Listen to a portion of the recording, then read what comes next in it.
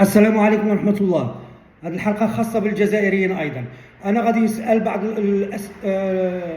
الشيوخ الفضلاء الجزائريين، الشيخ فركوس والشيخ عبد القادر البراهمي والشيخ شمس الدين، كلهم الجزائر معروفين.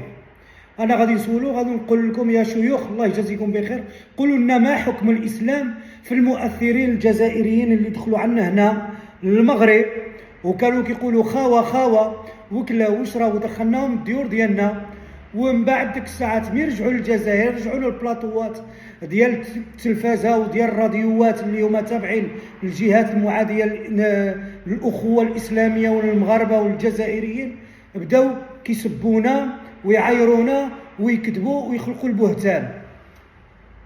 واحد كيقول اسيدي المغرب بلاد ليس لها شرف، وواحد يقول داك الاسوار اللي هذه 1000 سنة اللي بنوها الموحدين والمارينيين والمرابطين كتعزل الفقراء على الأنظار ديال الأجانب.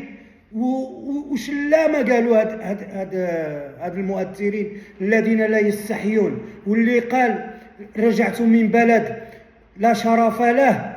إذن الله يجازيكم بخير أيها المشايخ، يا الشيخ فركوس، يا الشيخ شمس الدين، يا الشيخ براهمي اللي كتعطي البرنامج ديالك في جيل FM.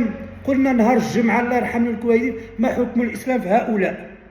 نوركم الله أيها الشعب الجزائري الحر من دون ذاك المفلس اللي دخلوا عنا وبداو يسفهوا على فمهم. حاشاهم المغرب.